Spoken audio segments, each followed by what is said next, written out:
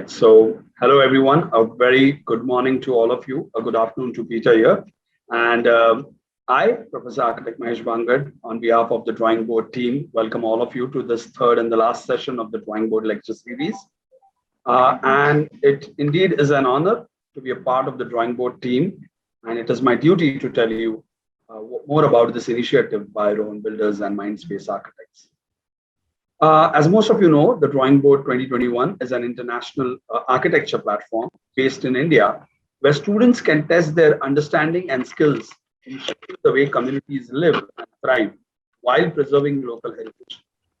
It was conceptualized by Mindspace Architects and Rohan Builders in 2016 to provide architecture students with an opportunity to explore real-life design challenges in real-life locations, which also happens to be the USP of this competition.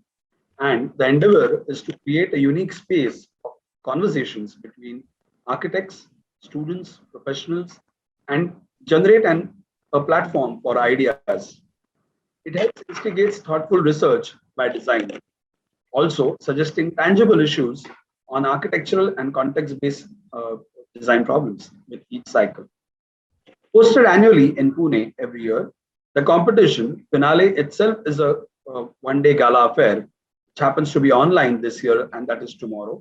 And we would appreciate all of you to tune in tomorrow as well, all day, to look at the top 9 entries that have gone as the finalist. Unfortunately, this year the times have been tough, and due to pandemic, we had to shift our 6th edition online as well. But with that, we are also sure that next year TDB will be offline and in person, and will be a larger event as well. Before we move forward, I would like to acknowledge the partners for the TDB. We have been very lucky to have received unending support from our fraternity. We are extremely thankful to each of our ecosystem partners. Matter from Goa, who are our publication partners, have come up with wonderful annual publications of our entries. You could go online and visit the TDB website and see the annual publications there. We want to thank Mashal NGO and the contribution of our beloved mentor, late architect Sharad Mahajan, who would have been extremely proud of the TDB event this year had he been around. We miss you, sir. I want to thank Amazing Architecture, the Levadis, Archi Voice, Competitions.Archi, Architecture Live, and Archi Diaries. Thank you, everyone. I'll quickly tell you about the TDB 2021 challenge before we go to the lecture series. This year's challenge was about understanding and taking pride in Maharashtra's 800-year-old tradition called as Wari, which involves a journey on foot from a significant religious place to another. Rohan Builders and Mindspace Architects have been known to contribute through design and build initiatives that are pro-society, and like each year, they've taken up a relevant issue of providing facilities to these Warkaris as the brief of the 6th TDB competition. The intent of the organizers was clear: to give students the necessary exposure and opportunity to deal with real-life scenario and explore design solutions that could solve a long-term problem while designing with empathy. The Drawing Board 2021 has received tremendous response this year. Congratulations to all 9 finalist teams, and a thank you to all 700 plus students that registered from 20 plus countries. What has been even more special is the jury members that we've had this year. I take this opportunity to thank each one of them for having been so kind to take up this humongous task of evaluating such wonderful entries and doing justice to all of them. Thank you, Architect Rupali Gupte, Architect Neil Kanchaya, and Architect Peter Stutchbury. The TDB lecture series, with the objective of doing more for the students and providing them better insights into the architectural works our jurors do. The Drawing Board lecture series was launched last year. We have requested each of our 3 jury members to talk about their work and make presentations to the students, telling them about stories, the way Peter mentions it, about their architectural journeys and the inspirational work they do. We at TDB, we are extremely obliged to each one of them for having been kind. Without wasting much time, let me introduce our speaker for the day today, Architect Peter Stutchbury, an Australian architect well known for his innovative approach to sustainability, design, and his work across educational, industrial, and residential projects. His architectural expression has been described as lyrical technologist. In 2015, he was awarded the coveted Australian Institute of Architects Gold Medal. We welcome you, sir, and it is our pleasure to host you. Before you start your presentation, I have a quick question for you to lead you into the presentation. What, according to you, are the best practices for imbibing sensitivity towards environment amongst our young designers world over? Would you please enlighten on that and then start with your presentation? I'll try. Thank you very much, Professor Bangad. I think for the older members of this audience that understand what the word nature means. And nature is the natural balance of the animal and plant kingdom around us. And as we see that slowly being disintegrated and the priorities of human behaviour being put before it rather than alongside it, surely we would become sensitive to environmental matters. So as we slowly in this country watch the dismantling of the natural system, there's a responsibility among many of us to try and reorientate that so that it doesn't happen with as much illness as seems to be happening at the moment. And we're all, the international community are all involved in that. So I suggest once we're concerned about what's been here for over 300 million years, once we find the beauty in that and the respect for it, only then will we truly become sensitive environmental architects. I think that's an important point, being sensitive and acknowledging what we have since so many years. So that's a very important point. Thank you. Please, should I start now? Yes, please. Yes, please. So I'm going to start with a little bit of India. And I want to start with this image because I think you could almost call it the beginnings of architecture, where architecture begins. Architecture begins with the formation of space, which we can see here. And sorry, I'm just working out how to change this. And then if we take that a step further, this is Hampi. If we take it a step further, we can see how the formation of space becomes the formation of place. And I think this is an incredibly beautiful group of buildings. They almost belong there in a human way. And for me, this is still nature. So I found this sign in Hyderabad in India. And I thought it was a beautiful sign because, of course, the branch of a tree is called a bough. Let's bow down to nature. And let's also remember that eventually, over time, we will all go back to nature. And Louis Kahn once said, the best building becomes the best ruin. And you're still very fortunate in your country in that you can do buildings from the earth, directly from the earth, and then those buildings can go back to the earth. Choice of materials is very important. And I also think you're fortunate in your country that the incidental building or the building that was not designed, it occurred as a consequence of function or necessity, can be very beautiful. We wouldn't be allowed to do this. Most of the world wouldn't be allowed to do this. I find this an incredibly creative bit of architecture. This again is back in Hampi. And what I marveled at was, first thing I thought about was how old is that structure? And in its age, it has incredible beauty, but what's most beautiful about it is that you put up the screen and it becomes a room again. So it becomes reusable over the generations. the material is longevity and the screens is change over time. And look at those steps. I mean, one questions where they go to, but they're beautiful in their content and place. And this is a little place for training monks down in Kerala. And I think it's one of the most beautiful buildings I've ever been in. And I'm only going to show you 2 rooms. But of course, rather than ignoring the water body next to it, it's using it. It's using it here for washing. And in the next photo, it's using it for laundry. This is body washing and the next one is laundry. But look at the reflected light. Look at the placement of the columns. Look at the control of the light. It's such a beautiful room. I think I walked into that room and I felt I'd been taken to another world.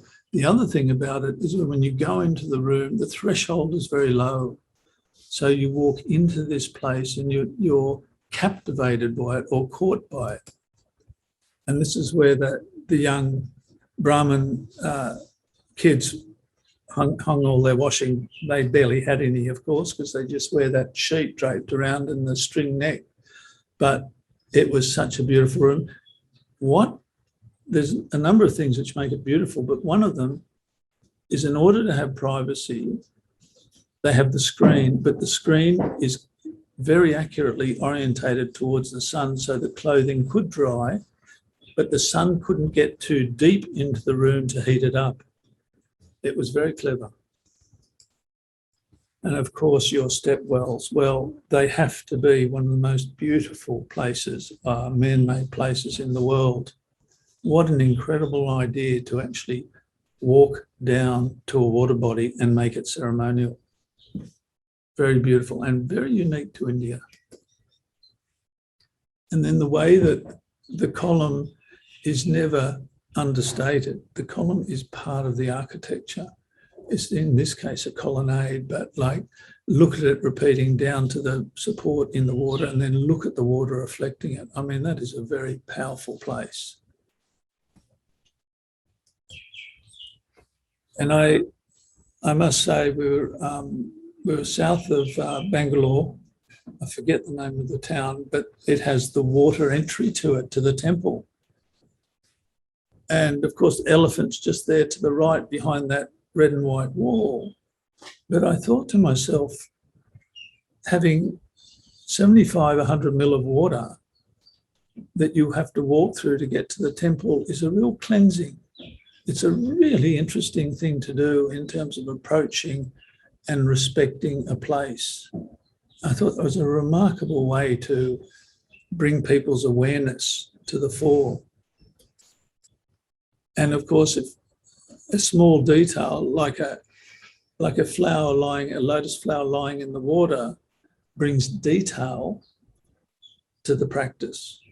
So to the practice of water and cleansing and entering comes detail and beauty. So suddenly from the razzmatazz of your streetscape, you stop by the water, you become thoughtful, and then there's detail which creates beauty, completely transforms the way you are, which architecture should be, transformation.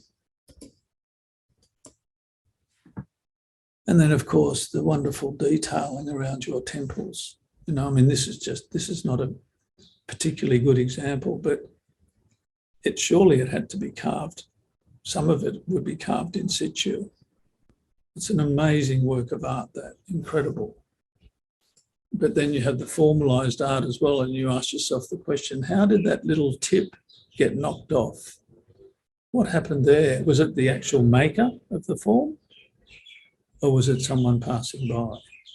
So it's telling you stories, it's prompting stories. And one of the things that's so beautiful about your architecture is it's usually all made of one material, stone, which is incredibly beautiful. But then on top of that, or aside or into that, you place colour. And that's a really clever thing to do because the colour brings life to everything. It also attracts the eye, and it prompts you to go there. So you can even see the colour on the column and on the head plate above, little flashes of colour. And your placement of temples. Wow, how thoughtful. Like, fancy placing a temple on top of a rock, way up there in the sky, where everyone has to climb 200 metres to get to it. Already, by the time you get there, you're quiet and respectful, not yelling and screaming, you're exhausted. But what a journey. And I know the stepwells aren't temples, but they have this ingenious quality about them, where it's not just a hole in the ground like most cultures would do to get to water. It's a ceremony, it's an event, it's people, it's education, it's respect. It's an incredible thing to do. Really, as I said before, some of the most beautiful places I've ever been to. And the temperature changes as you descend. That has to teach you something about thermal mass and evaporative cooling, surely. Same stepwell. Now, who of you, and I don't know how many students there are, but who of you have looked at a rock face and thought to yourself, I can carve a room into that. I can carve a temple, a place of worship into that rock face. That is not only architecture, that's incredibly creative thinking. That's a remarkable work of art and architecture. I should have a person in there because you'd be quite amazed at the scale. But what a great temple that is. And then, of course, the ornate. But the ornate is doing a job. It's stepping out to support the roof above. And the incredible scale of this temple. What a beautiful scale. I mean, that is a remarkable corridor. And the light and shade, not dark, light and shade in that because it's access, not worship. The polished floor, boy. And also, I only realised this recently, it's not just the polished floor here, it's the green light as well.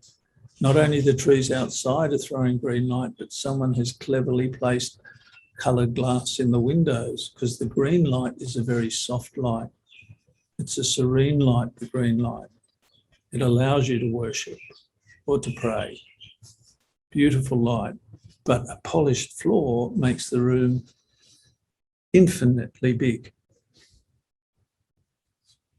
And I'll tell you a quick story. I went to the Pantheon, and the Pantheon's one of my favourite buildings in the world in Rome, in Italy.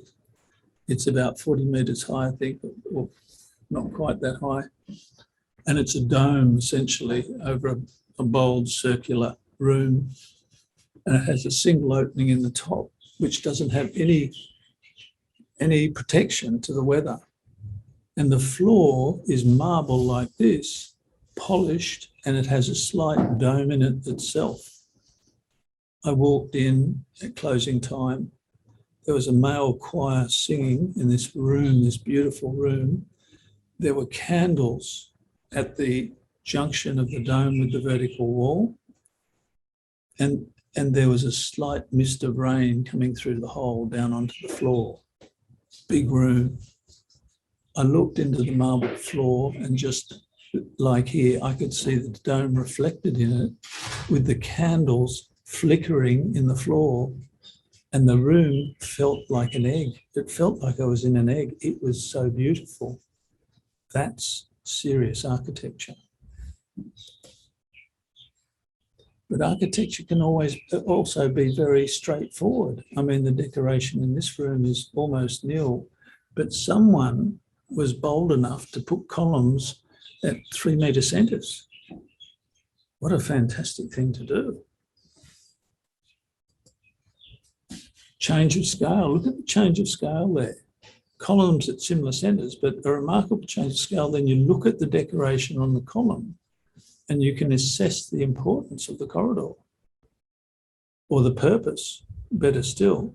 But immediately to the right of this wonderful corridor room is this temple. You see the corridor in the background, a temple of darkness.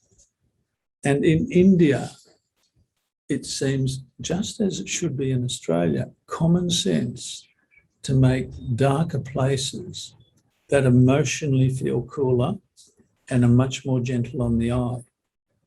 We both our countries have bright light.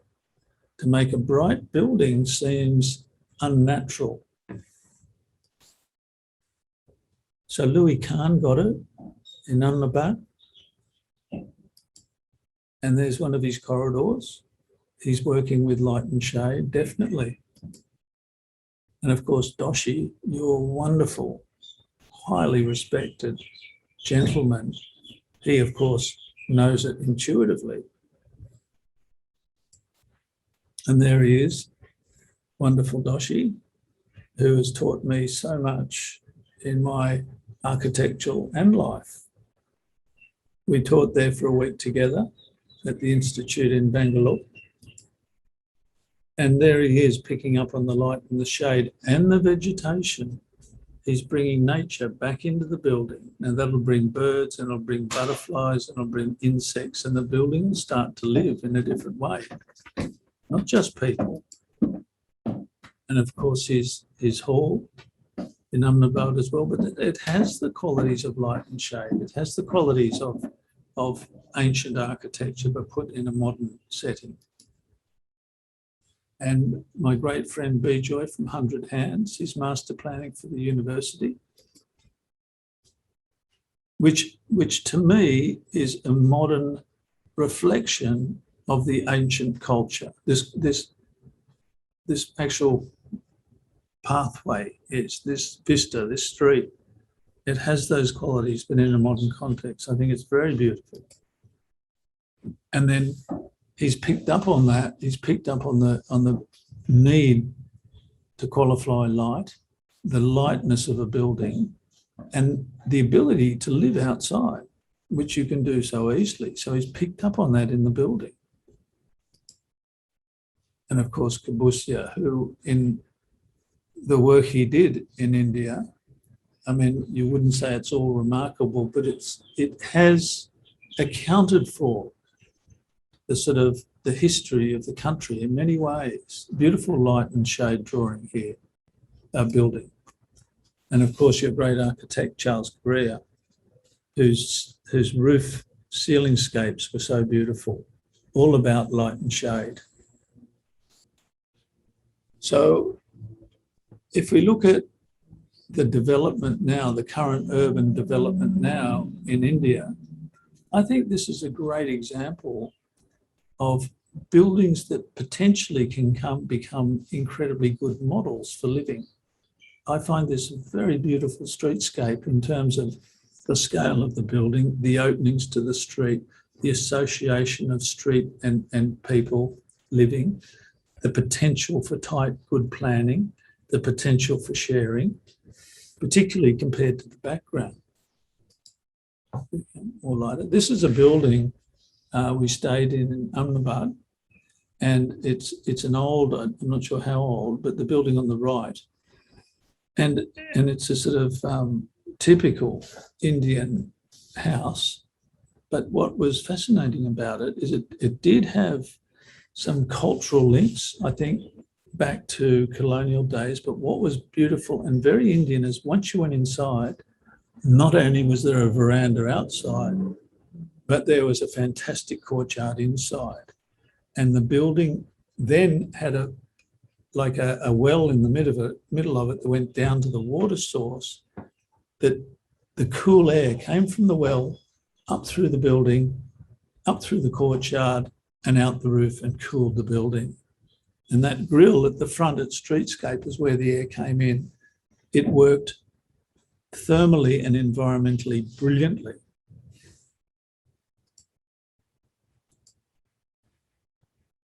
But since the advent of air conditioning, we don't have to design brilliant buildings. We can sort of design whatever we like and just put air conditioners on the outside. We can sort of put windows where we want. We don't have to think about the sun, and we don't have to think about ventilation. So our buildings became very mono, very similar. And then they become stylistic because their reference point is not particularly good. Look at the roof of this. You know that a city uses 40% of the energy of a city is air conditioning. So if you're talking about, how do we become more environmental, we look to the past. We look to the references. And if we look to the references, then we have a palette of thinking that is very durable in terms of reducing costs, particularly energy costs. Now, this is an interior of a shopping centre in Bangalore. Does it look like any of the previous images I've shown you? Does it have any reference to India as a place? Does it look at light and shade or coolness? I think there's a lot to be learnt from the past. This is a wonderful cooking bowl. Actually, this is in Bangladesh, found alongside the Ganges Delta. But what I really admire about it is that single plank of firewood. Cooks the food, but if you want more heat, you put in 2 planks of firewood. If you want less heat, you pull those planks out, and so there's just a tiny flame heating the pot. It's as efficient as it can get in terms of use of fuel. And this is a chair I found in Africa in a squatter camp. And I thought to myself, still getting use. Sure, the leg's been replaced, but it's still working. And we have to ask ourselves the question, how much waste is in our design work? And look at this, instead of building a big swimming pool, carving it out, concreting it, putting filters in it, they just used 2 small blocks of concrete and found a swimming pool. Use of resources. So into the future, I believe our most sacred and important resources will be water and food. You can see the fella on the right-hand side has got a good feed there for himself. On the left-hand side, we have clean water above, and below we have the Sweet River in Brazil, which 3 years ago was a siltation dam of some minings, and the siltation dam failed. It flowed into this river full of arsenic and mercury. It wiped out, I think, 17 towns, and you can't farm along the river or drink the water anymore.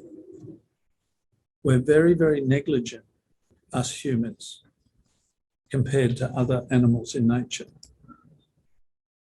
This is in Australia. On the left-hand side is a cotton crop. On the right-hand side are 2 million, this is 2 years ago, 2 million dead fish from the river that the cotton crop was irrigating from. How's that for bad management? Sorry. This is a list of things that you might find in your food. And if you look through that, there's some pretty frightening things in there. And if we go back to Sir's original question about sensitivities in architecture and environmental thinking, this is an open cut coal mine in Australia. Probably one of the most destructive ways of making money in our country, if not the world. It would be very simple to move into this technology, but governments fight it because governments win position, win politics on jobs. And there's more jobs in destroying the land than there is in protecting it. One has got to ask the question, very simple question. In the 1960s, when I was a young fella, we had a choice of many different designs for cars, for buildings, for tennis rackets, for anything. Whereas today, many of our cars are identical. Where's our creativity gone? Where's our ability to think about the problem and the answer and be creative in between those 2 points? Where's that gone? Have we become like sheep or robots? Are we not thinking for ourselves anymore? It seems a little bit that way. Shot on the left-hand side is me as a young fella learning from the kangaroo. I had a kangaroo as a pet. I learned all about how it cools itself, its evaporative cooling, why it's got no hair on its ears, how long it can carry a joey for, how sharp its claws are. It scratched me a number of times. We had to put charcoal in its milk so it didn't have diarrhea. All those things on the right-hand side. That's how you learn about a kangaroo now. What a different way of learning. There's no smell on the right-hand side. There's no scratching. So elders are very important. I have 2 primary elders. One is an older fellow who I learnt from the age of 21. And the other one is an Aboriginal elder who's just turning 85.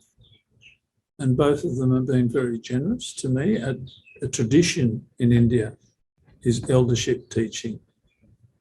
And it used to be a tradition throughout the world, but now the computer is your teacher. This is a map of Aboriginal Australia. So this is how Australia was settled by 1 million people only when the white fella first arrived. So all those little coloured segments are countries, and they occupy one big country. But the bigger the populations of each segment is roughly the same, 300 people. So we're going to look at New South Wales, and we first look at this, which is a Google map of the centre of Australia, from about 150 kilometres. And it shows the sand dunes running through the country. Here's an Aboriginal painting of it, which is behind me at the moment in life. And here's a white fella painting of it, but very, very different. The Aboriginal person feels the country through their feet into their body. So it's a view in plan of that country. Whereas the European person sees it as an elevation, far more disconnected, which says a lot about the way we see and feel things. The connectivity is disappearing. We're working with Aboriginal clients at the moment who are showing us how to reconnect. My Aboriginal elder talks to me all the time about respecting Earth because it's the provider. And then, of course, a child has that in their sensitivities until they go to school, then it all changes. So she's painting what she feels, not what she sees. So our own farm, where we've spent a lot of our life, is the red circle in that area, right beside the Murray-Darling Basin, which is the floodplain of the river that runs down the left-hand side. And outside, you can see on the right-hand slide, a lot of little squares, which is country which is privately owned. The country which is publicly owned is to the left of those squares and largely untouched, largely original country. So the farm management of it is very different. This is on our farm. It's an old Aboriginal shelter, carbon dated 1,000 years. This is on the farm. This is a sandy river. So in my entire life on the farm, I first saw this river have water in it in 2009. The water was about 2 metres deep. and there were frogs in the water, and I could not work out how that would happen with 40 years of no water, more. I eventually found out that those frogs can live under the ground for 7 years before they come up and spawn. So our world doesn't go in annual cycles. Potentially our world goes in 60-year cycles. And we need to start to worry and look at that. And this is the detail of that farm. There's so much detail, it's a desert. But this spider goes underground for the cool, 8 degrees cooler, a metre down. And the cone that it pulls over to keep the cool air in, because the land is so flat, when the water comes, the cone expands and seals the hole against water egress. Very clever. So Europeans come to Australia and they bring their seasons with them. There's our seasons, the whitefella seasons above, and there's the Aboriginal seasons below, so different, so focused on what's happening with the animals and the land. It's really, really interesting that we can be diverted as people so far away from our origins.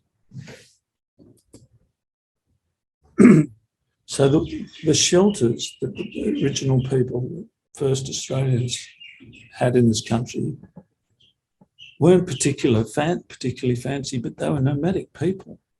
They took no more from the land than it would allow in terms of sustainability.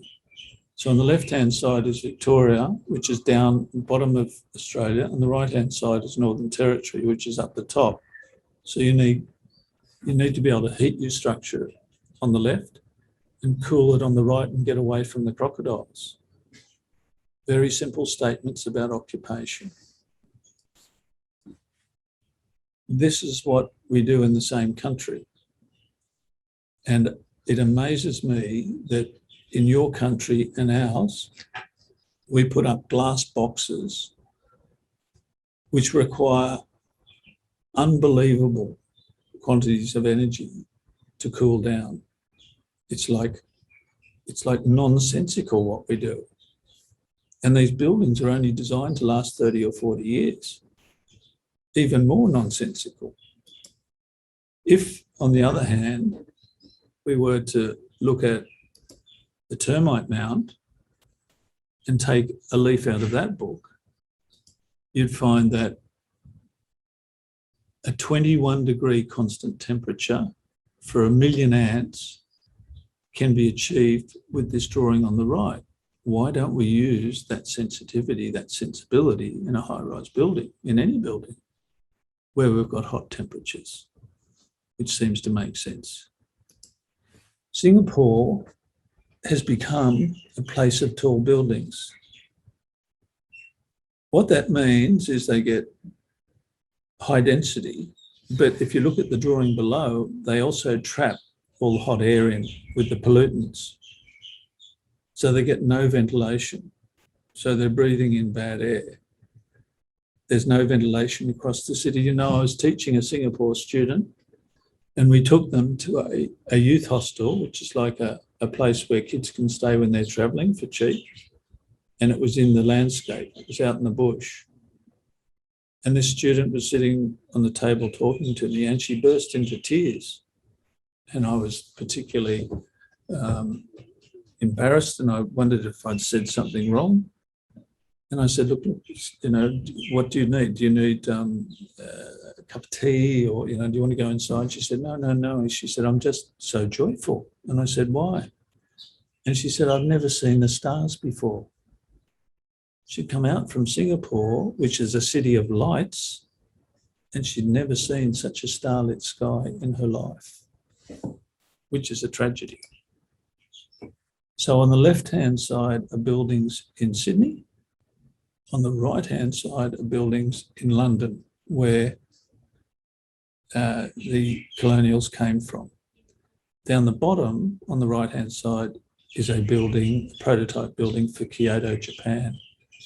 We have got to ask ourselves the question, what are the origins of our thinking? What are the origins of our buildings? Because it seems to me like our buildings are going in a very uncreative direction. And how much waste do we get on a building site? We get cartloads of it. We get containers of it. You can make a house with the amount of waste we get on some building sites. We must learn to build more economically in terms of material, more sensibly. And of course, the elements which we're starting to misunderstand that should be hand in hand with any good piece of architecture: fire, water, air and ground, earth. As the Aboriginals say, they say Mother Earth, Father Sky, Grandfather Moon, Grandmother Sun. They're all the elements, respect them and think about them in terms of your architecture. So the 4 design elements for me are space and light, number 1, connection, number 2, if you don't connect, then you don't understand. Structure, how important is structure? Think about all those formalized temples. And mood, which is the one you can never anticipate. Completely out of reach mood, you just have to imagine it. So the first house I'm going to show you is on the coast. That's a house for my own family. It was built with a very low budget. This is the site as it used to be 50 years ago, 60 years ago. It's a lot of tents on the headland. Tesselated rock, weathered rock, tough environment. At times the ocean is 6 metres high, crashing into that rock face. This is a pool I swim in the morning, but not this morning, I can assure you. And this is the site with the yellow dot. You can see the pool, you can see the ocean, you can see the cliff face. And this is what we lived in for the first 5 years. Number 1, to get to know the site, but number 2, because we had no money. We had a great block of land and no money, so we put up a tent. Very simple, and also took us back to the elements of living. What's elemental living? Bathroom in the background, bedroom living, dining area, kitchen. That was it. Incredible thing to do for 5 years. And of course, bath in the garden, watering can for cooling down the bath. Wonderful way to live for a while, perhaps not forever. And most of our cooking was done on the fire. So eventually we designed another building, which is, after 180 drawings, the one in the middle on the left-hand side, which is rooms around a courtyard with a fire and 2 rocks.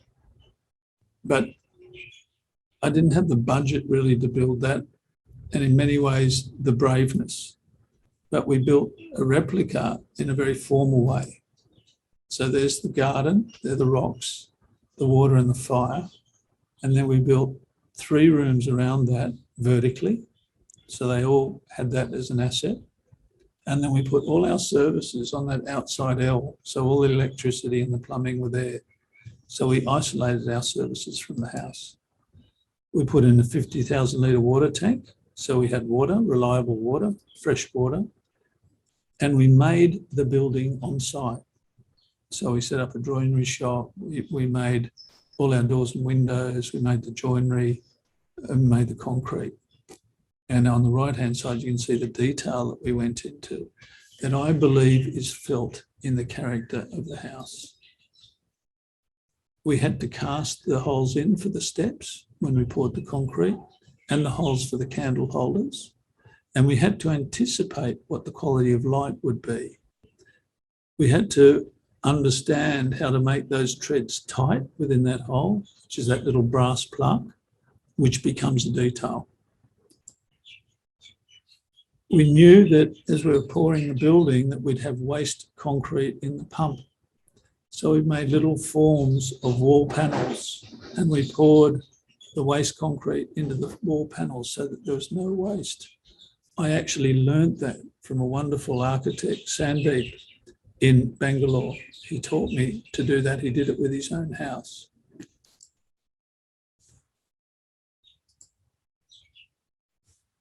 We did hand details like this, and we gave it to the builder on the right-hand side, wonderful Jeff Broadfield, who I've been working with for 25, 30 years.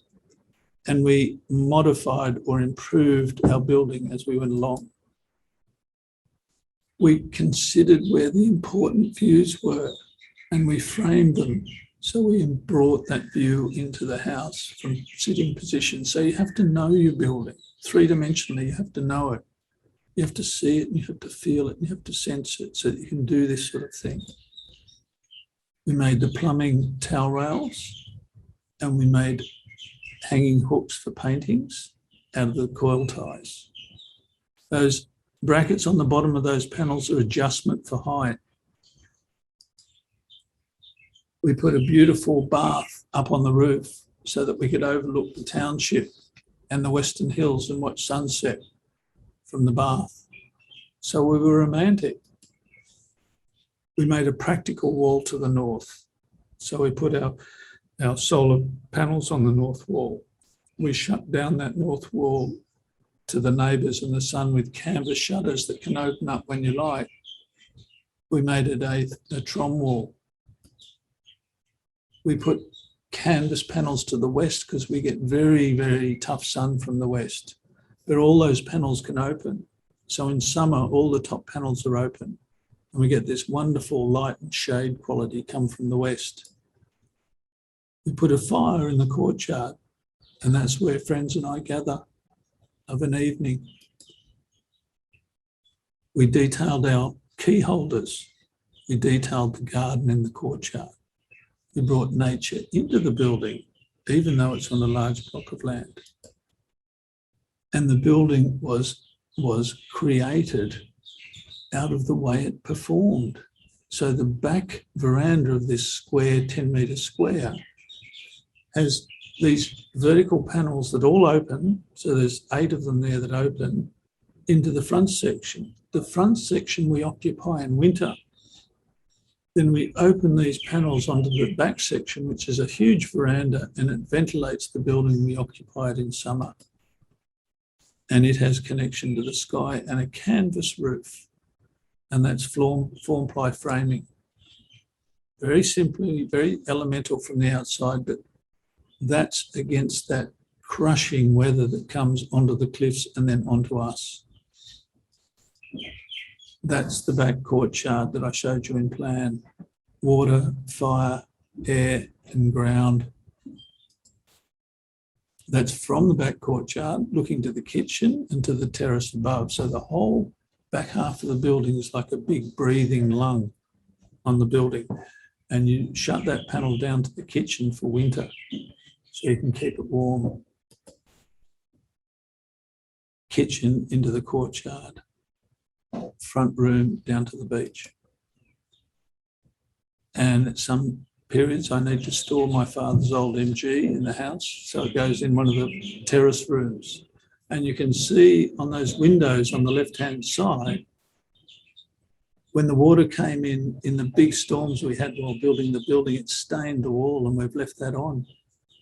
That's part of the story of the building. On the right-hand side, that beautiful sculpture installation on the wall was done by the daughter of the man who designed our Sydney Opera House, Lynn Woodson. Beautiful installation in the building, art and architecture. This is a house which is very close to where we work, on the side of a hill. And that's the sort of symbol of the house, this diagonal wall. There's the section through the house. What I like about this house is it goes from nature down the bottom. You can see the fire and a bath. And then it goes up to secondary accommodation, and then a primary living platform with a vegetable garden on top. So the top of this roof now has a vegetable garden on it, water collection where the gravel is, and overflow to the orchard. You can see it sits in a valley. So why it's designed the way it is also is to take the sound of the water of the creek of the valley up through the house along with the cool air that goes with it. So this is the bedroom wing, all recycled bricks and built on the contour. This is also a detention tank, the roof. So it's our detention tank to clean the water before it goes to the creek below. The bathroom. the porch, which picks up on the contour of a vertical building. And you can see the bedroom there wide open, bedroom opening to the east, which is the morning light.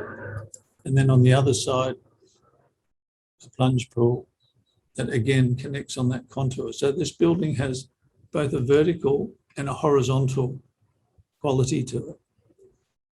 This skylight, ironically, this skylight was put in during construction because I noticed that there wasn't enough sun getting in winter. The building was warm because it's thermal mass, but the sunlight or the pool of light wasn't getting into the building. So we put this skylight in, which purely brings a pool of sun in winter into the building. And then the building holds onto the cliff as it goes up. And then down at the lower level, the stairwell takes the cool air from the creek, and the bath connects you with this wonderful landscape, tropical rainforest landscape. This is an old building. Well, when I say old, not as old as your buildings, this is like 100+ years. And they asked for a creative solution to change it from nurses' quarters for a hospital to a creative arts centre. And what we decided to do was take out the bottom level of the building. It's right in the middle of Sydney. It's Sydney on the upper side of the page is Sydney, and Botany Bay where the planes land on the lower side. And this is right in the middle. So this is the old building, and they asked us to change it into a creative centre. So what we did was we took out the bottom floor and we put 7 big vaults through the existing vaulted wall. And we explained to the clients with the City of Sydney that the external room would become the most important room of the building. So you can see we've cut walls out, we've left the cuts, we've connected with the landscape beyond, we've made a beautiful external room, and we've detailed it with great quality because we did a lot less than what they thought we were going to do. But we did it very beautifully, and our details went right down to where the flowers go. And there's the outside porch, and there's the connection to the landscape through the building. And that water body on the left-hand side is representational of the swamp that used to be there. So that water evaporates, it's 30 mil deep. The roof flows onto that area. When it rains, and as it evaporates, it exposes the old contours of the site as a contour map. So it connects you with the past. We also did that building in the distance, a little toilet block work shed. And then when you cut these vaults in the transverse direction, you get a wonderful layered room of cut vaults. It's quite beautiful. And that's on the first level that allows you to go around the void space in the middle. And so by doing 3 installations, which was roof vent cathedral ceiling, sunscreens and vaulted room, we changed both the use and the aesthetics of this building 100%.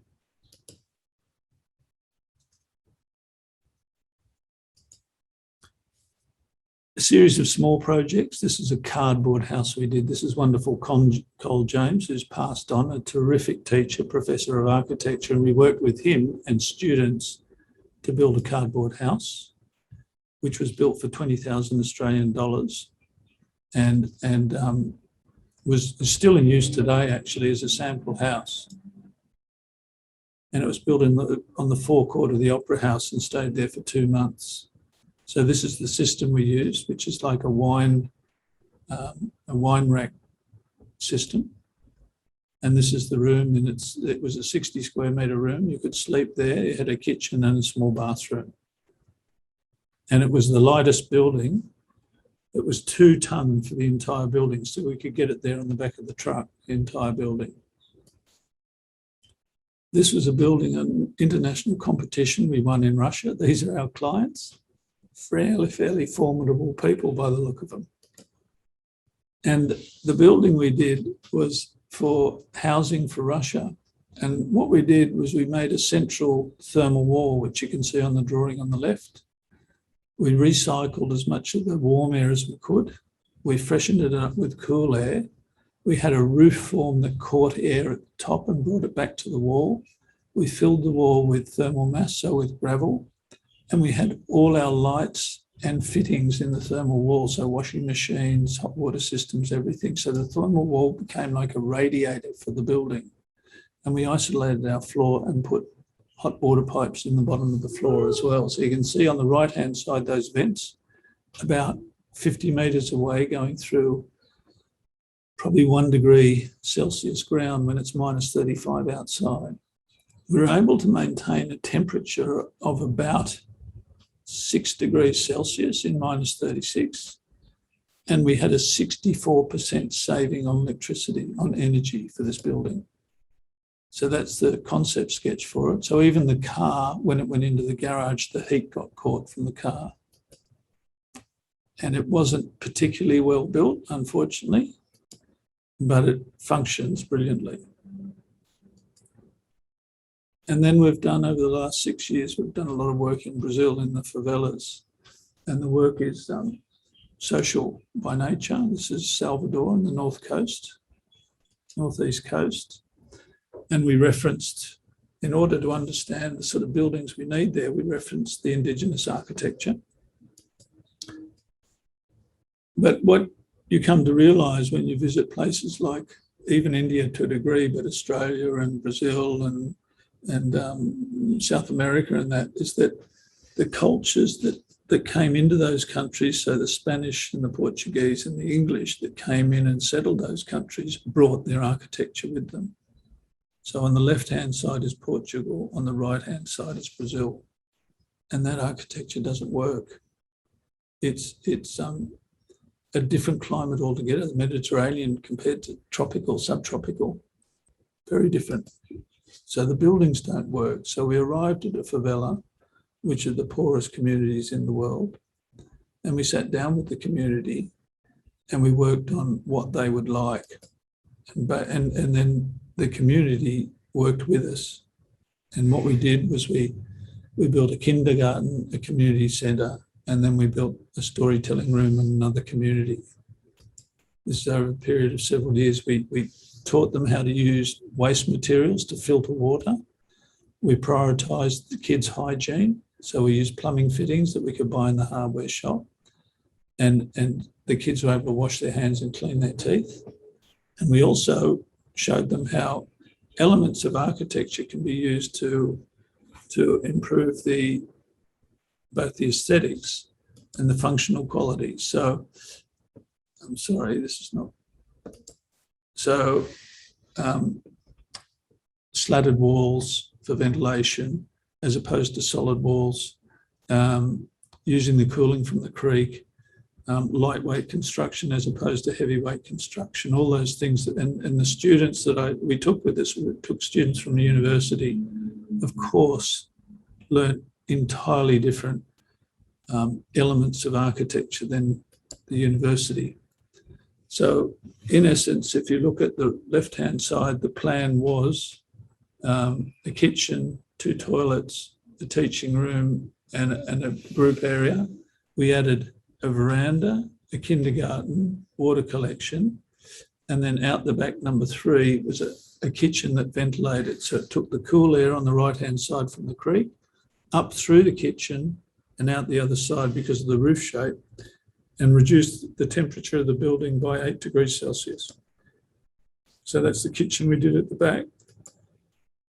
And that's the screening we did to the west at the front that stopped the sun coming in. And that's the central teaching room with the water tanks as structure. So they held the roof down. And that's that community, which was just wonderful with our students. And then we took the students, next group of students, to an island. It was a remarkable experience for them because they were kept on the island for 10 days. We had to design a building when we were there. We had to change the design because the site conditions were completely different. And we built this storytelling room, which we're yet to go back and finish. COVID stopped that. But the first thing we do is we work out how to collect water because there's no water collection technology in that country because they've always had rivers. And so that goes in first, and then the storytelling room, and this will have a big deck in it that comes out past the roof, and it'll have a little bit of storage and some books, and that's all we've got to do to finish it. But we use the gusset plates, the plywood, as formwork for the concrete. We've recycled 2 old fridges there and painted the green, and that's where the veggie gardens are. And then we bought very cheaply those old storage tanks for collecting the water. And this is the group. And we had, when we went that time, which was a year and a half ago, we had health workers, we had psychologists, we had plumbers, we had art therapists, and we had dentists. And it was the most remarkable integration of community and people that I've been involved with. It was very sharing, it was amazing. And then this is a recent project, which is prefabricated housing. So housing that people can afford, not this big flash stuff. So this is the model of it. These are some internal shots of it. It comes on the back of a truck, the whole house. The footings we use have no concrete in them whatsoever. You can see that they're held down by diagonal rods into the ground. The building is CLT, cross-laminated timber, and that structure went up in 2 days. So all prefabricated, pre-cut in a factory. And then the insulation and the battens that are used to protect the timber are then used on the wall for security, the outside cladding. The services are all placed in that cavity on the outside of the wall. So you don't have to dig holes for services. It's already there. And then the interior is fitted out with form ply, which is much cheaper and easier to work than normal cabinetry materials. And then we have thermal panels, we have photovoltaic panels. And so this is a completely self-sufficient building in its own right. And then this is just finally 2 houses. Both these houses have been done in the last 3 years. This is a house on the ocean, and you can see it's the first house in the line of houses on the beach. Its reference was simply the sand dunes, not the other buildings next to it. If I referenced the other buildings next to it, I would have got it wrong, surely. But we referenced the landscape, the fact that the wind is so strong there. And we built a building to accommodate the weather patterns, to accommodate the landscape, to be light by nature, sitting on a sand dune. And then it is low down to where the weather comes from, and high at the other end where we put a mezzanine in and get some accommodation. And it's all like a Bedouin tent, it's all one form, so there's no change in wind loads on the building. There's a constant wind load because there's a constant form. And you can see the early sketches and the form of the building developing. And that's the entry side of the building. This is in early days, the landscape is not there yet. But you can see the form of the building coming to the ground, and that's where we get our weather from. So we've shut down to the weather like the tent does. And that's the plan of the building. So even in those triangles, which are on the side of the building, we've placed rooms, and you'll see that in a second. Then we had to work out the roof system because it's an asymmetrical roof. And why is it lifted up on one side and not on the other? Because that's the side the sun comes from in winter. So it's been lifted up like the eyelid to let this winter sun penetrate into the building. Why are the plywood sheets overlapped? Because when you have a double curve, it's very hard to fit them edge to edge. When you overlap them, you give yourself a lot of compensation in the lap. And then we've used the timeless material of copper, which will be there forever.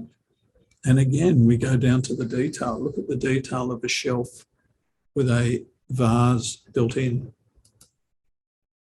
And of course, the sort of the constant nature of the building is quite organic and quite timeless against an evening sky. This is the low side. You can see the integration of the columns and gutter detail, the strength of the buttresses, how the texture on the buttress changes at bench level, transparency of the building and the lightness of the building on a sand dune.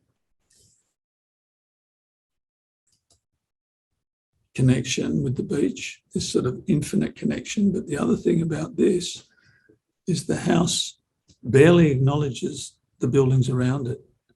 It's almost purely acknowledging the landscape only. So the landscape has become your reference point. Behind that timber wall on the left is the laundry and a bathroom. That's the upstairs bedroom with that window up there, that operable window to let the hot air out.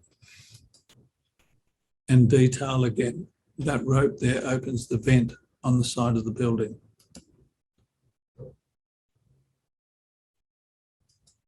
And then this is a building that was finished maybe 6 months ago, which is called Night Sky Building, because the astrologer that lives in the house, who's disabled, looks at the sky at night time, and we're in the highest point from the highest point in New South Wales immediate coast. So that's the client, who's a wonderful man, highly qualified, and that's one of the people that worked on the project. That door opens automatically outside the building to that frame, and that water is used in summer for cooling. It has mist sprays in it. And we're building on this huge Jamison Valley Blue Mountains rock platform. So you build in rock off that.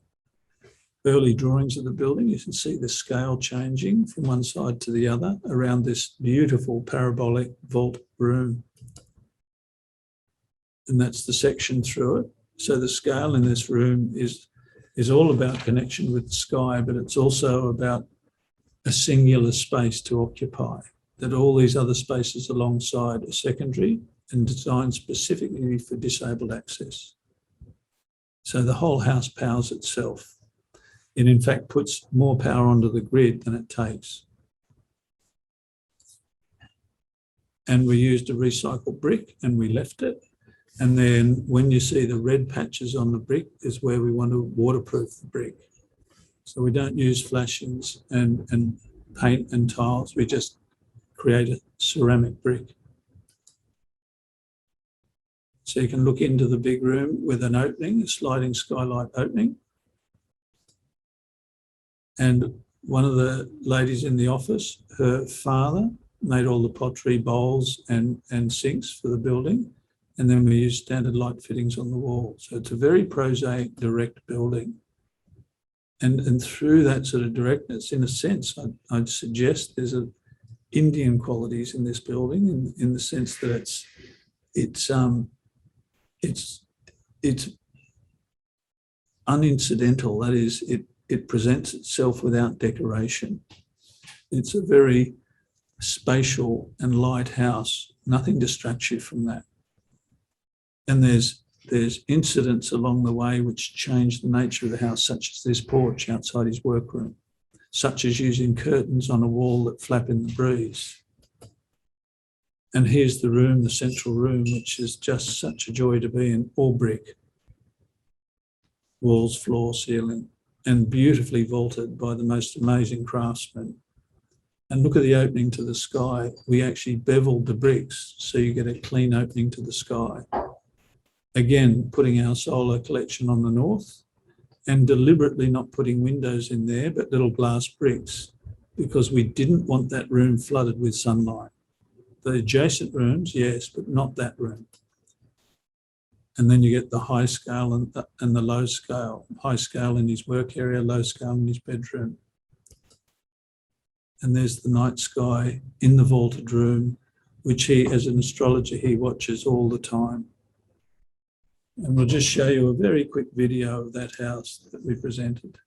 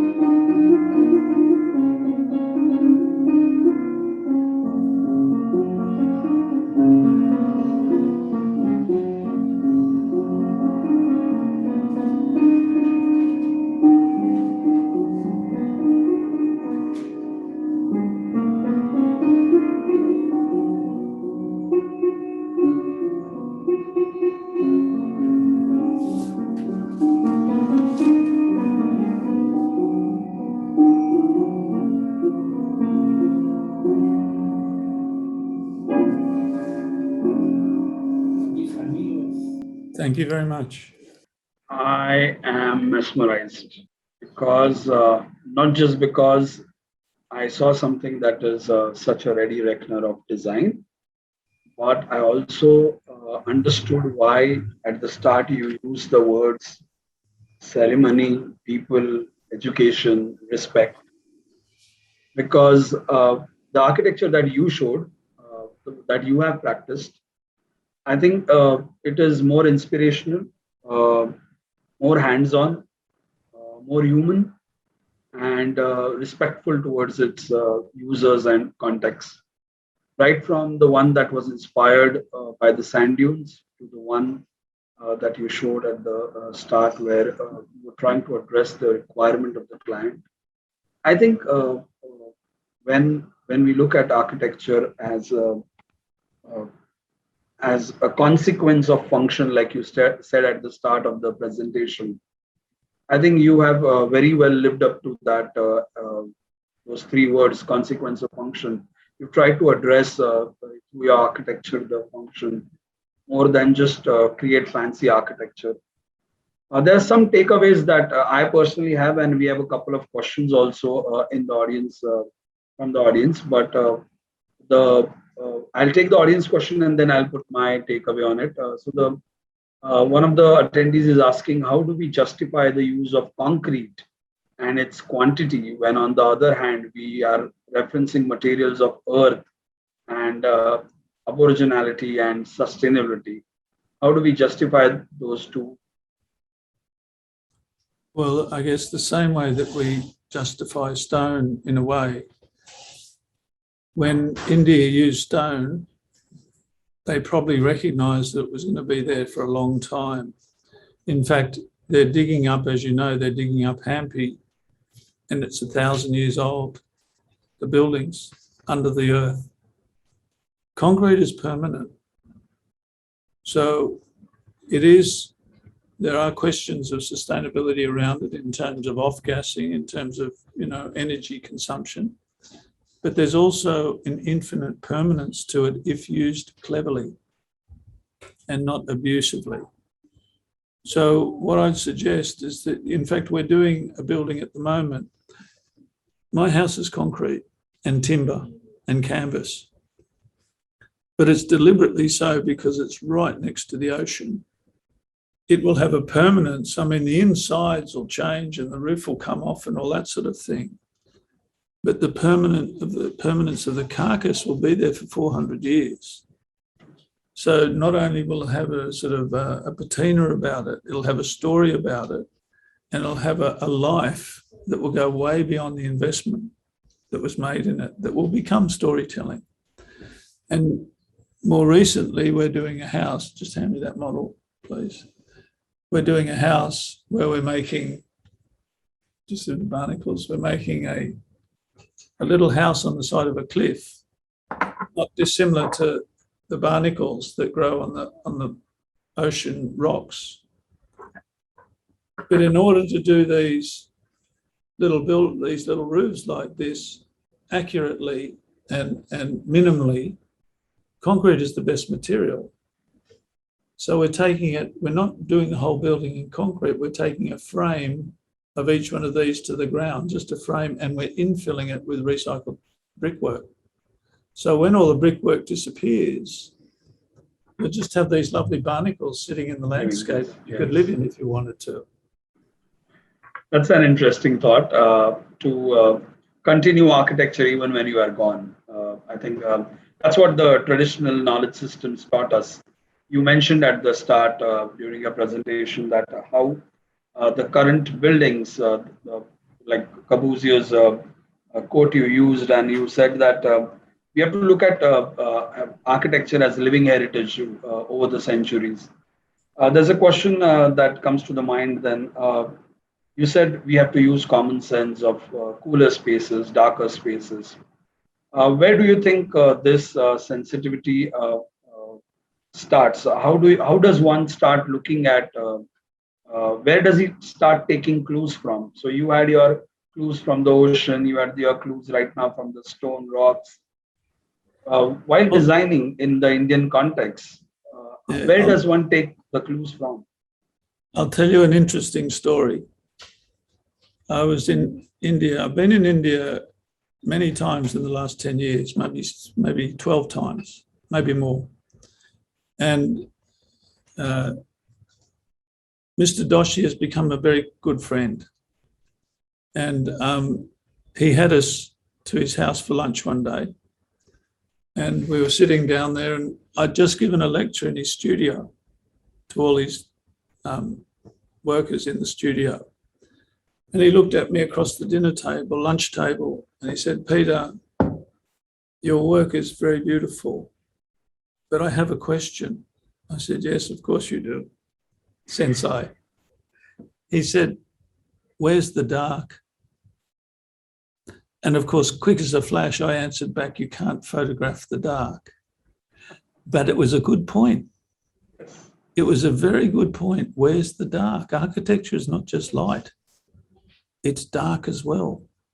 And so you'll notice in our house, in particular, the concrete one, it goes from light in the sky all the way down, it descends into dark.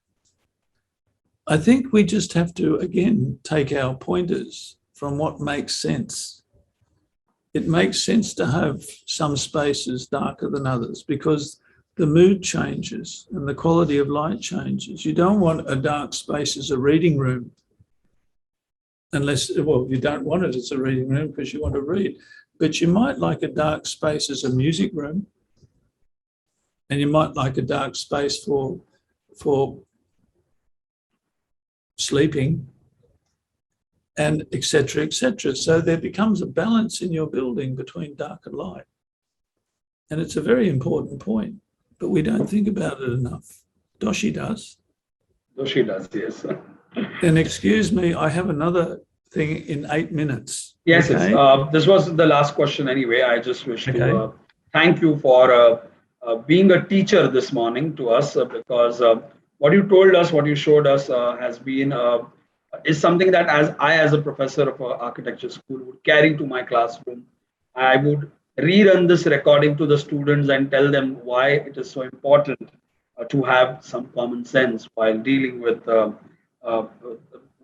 architecture and not talking about action and reaction, but first deciding why I want to act. So thank you so much, Peter, for such a lovely presentation. It's been a wonderful morning. Thank you, everyone. Thank you, Peter. Have a wonderful day, all of you, and take care. Thank you.